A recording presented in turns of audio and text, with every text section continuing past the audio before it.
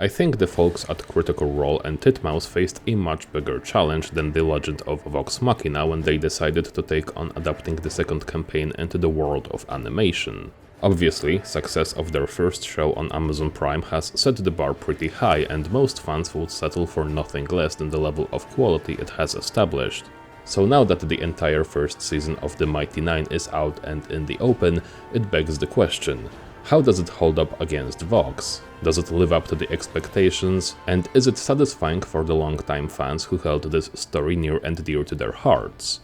As a decade-long fan of Critical Role, I have to admit that while I had confidence that the show would deliver quality, it certainly came with some question marks. With a fanbase as large as Critters are, obviously it also comes with a lot of varying opinions and expectations. For example, while I have been a fan since the days of Vox Machina, it was The Mighty Nein where I thought Critical Role has reached its peak, and it was for several reasons. On one hand, it was the near-perfect array of main characters that made for a well-balanced party, both in terms of their characteristics and gameplay-wise.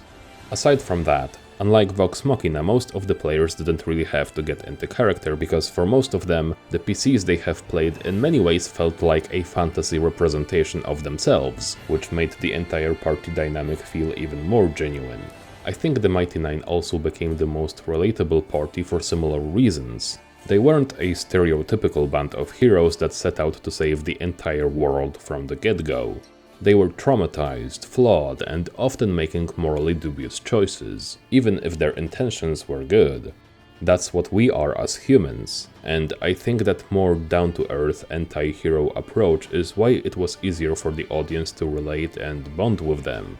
And all of that aside, they simply covered a lot of bases, and I am not even sure if that was intentional. But no matter who you were or what your background was, there was at least one player character that you could find some kinship with. Whether it be jovial and chaotic Jester, sad and melodramatic Caleb, charismatic and bold Mollymock, quiet but stern Yasha, loud and nervous Not, edgy but ambitious Bo, uncertain but curious Ford, relaxed and wise Caduceus, or just outright hot Essek. Then there was the world building of Wildmount, which felt a lot more detailed and thought out than Tal'Dorei, and the overall story, which was the most sandbox-alike and encouraged players to pick their own plots to follow without much restrictions from the DM. While this was perhaps the most polarizing aspect of Campaign 2, as for some it meant no clear goal from the beginning, on the flip side I would argue that it made for more unpredictable storytelling that allowed for some major plot twists that even Matt Mercer himself couldn't foresee coming. The point is, Campaign 2 in many ways refined the groundwork that the first campaign has set for the company, on top of the later half of the show streaming during COVID pandemic, which undeniably helped to raise viewership and outreach even further. It ended being a considerable success that balanced well between storytelling, player and character dynamics, and gameplay to create what I think many would see as a near-perfect representation of what Dungeons & Dragons as well as TTRPGs in general can be like. Naturally, because the bar was set high and with Mighty Nein having more fans than any other campaign Critical Role has run so far, the pressure was on to deliver equally high-quality adaptation in form of animated show. And I am happy to report that it indeed succeeded, as first season of The Mighty Nein on Amazon Prime has sprung not only to match the legend of Vox Machina, but I think in some ways even surpassing it already. Despite the lesser episode count of 8 as opposed to Vox's 10 per season, we got more overall screen time as the length of each episode has doubled. This has allowed the new show to take its time a little bit more, as we got to see Session 0 content and explore a lot of main characters' backstories before they finally came together as a group over course of the season. It also gave us a glimpse into some bits of the story that we were not privy to during the stream, which helps to explain some of the choices characters have made as the plot slowly thickens.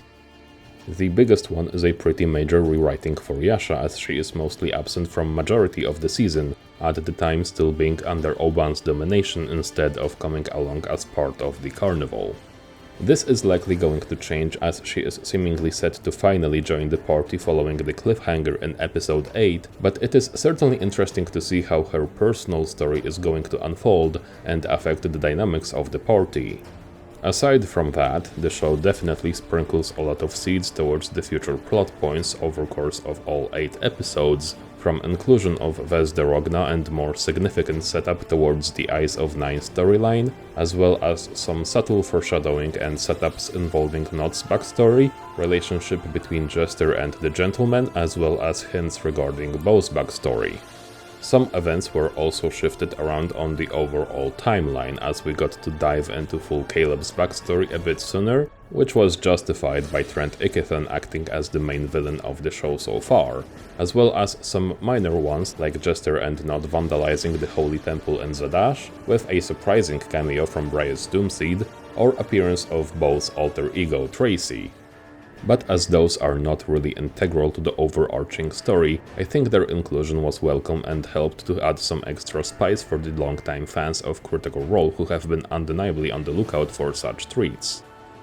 The first season of Mighty Nein animated show has accomplished everything it set out to do, from compelling setup for all characters and major plot points, diving a bit into the world of Wildmount, to slowly picking up pace as it approached its explosive finale that definitely left us wanting more and soon. It also did a great job of keeping in line with the art style and quality of animation of The Legend of Vox Machina, while also having its own unique flavor that differentiated it a little bit through the overall darker tone, more synth-based music by Neil Acree, which really fits the vibe of the party, and more focus on spellcasting and magic effects, which made for some incredible visuals. In a single season, it managed to reach emotional peaks that I would say took Vox 4 seasons to achieve, and as we are just getting started with this story and knowing what's coming, I think it is safe to say that peak is going to be topped in the future seasons.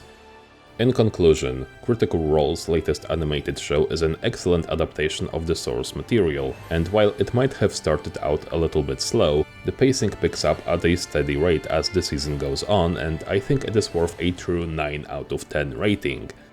With Season 2 already greenlit and underway, as Sam Riegel himself expressed plans to have it done by the end of 2026, hopefully we won't have to wait more than necessary to see the show return and continue knocking it out of the park. Let me know your thoughts, whether you're a long-time critter, just a fan of the animated shows from Critical Role, or a complete newcomer to the fold. I would be curious to know what you think of the Season 1 of the Mighty Nein.